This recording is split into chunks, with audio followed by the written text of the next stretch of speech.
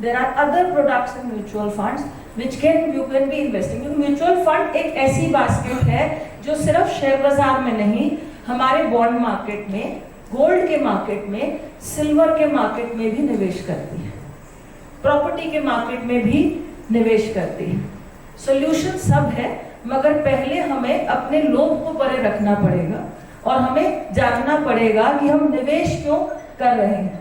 और कहानियों के जरिए, पहली कहानी तो मैंने आपको सुनाई थी कि भाई देश में तरक्की है तो हम विश्वास करते हैं। और एक फैक्ट आपको मैं बताना चाहूंगी कि आज जो अमीर हैं 75% जो हम जिसे कहते हैं ना rich cream layer of the world, 75% उसमें इंट्राप्रेन्योर हैं, 3% सेलिब्रिटीज हैं, 7% है जिन्होंने इनहेरिटेंस में वेल्थ ली है, सर वो 7 ही हैं जिन्होंने इनहेरिटेंस में वेल्थ ली है, और 15% है निवेशक। ये पूरे विश्व का डाटा है जब हम बात करते हैं, ये हमारा डाटा नहीं है।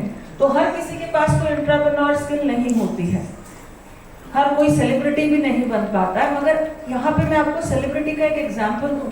सर आज का सेलिब्रिटी निवेशक है, आज का क्रिकेटर निवेशक है। You talk about Virat Kohli, you talk about Alia Bhatt, you talk about Akshay Kumar, you talk about Shah Rukh Khan. They are not just earning money, they are investing. They are investing in the various segments of our economy, and that's how they are multiplying their wealth. Coming back, लोग टिक क्यों नहीं पाते? तो इतनी सारी भीड़ से मेरा एक सवाल है, आप में से किस किस के पेरेंट्स ने म्यूचुअल फंड या शेयर बाजार में निवेश किया? Please raise your hand. आप में से किस किस के पेरेंट्स ने म्यूचुअल फंड और शेयर बाजार में निवेश किया? 1 2 3, कुछ 10-12 हाथ हैं यहाँ पर। अच्छा, अब निवेश किया, किस किस को आगे समझ दी उसको संभालने की?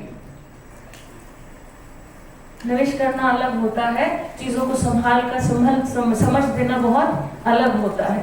भाई आई आस्क दिस क्वेश्चन क्योंकि जिस दिन इनहेरिटेंस में सर 5 करोड़ का म्यूचुअल फंड आएगा, 10 करोड़ के शेयर्स आएंगे, उस दिन अगली जनरेशन खुद सोचेगी कि कहां से आए।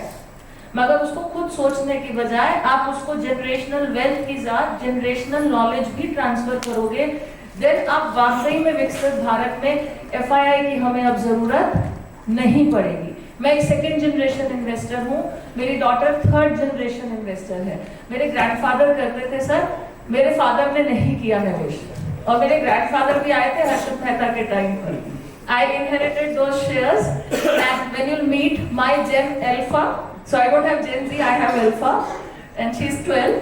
She'll say I retire at 20. So I said, so you only said, no, Mama, that retirement doesn't mean you stop working. Retirement means I'll work with my choice and my money will take care of my bills.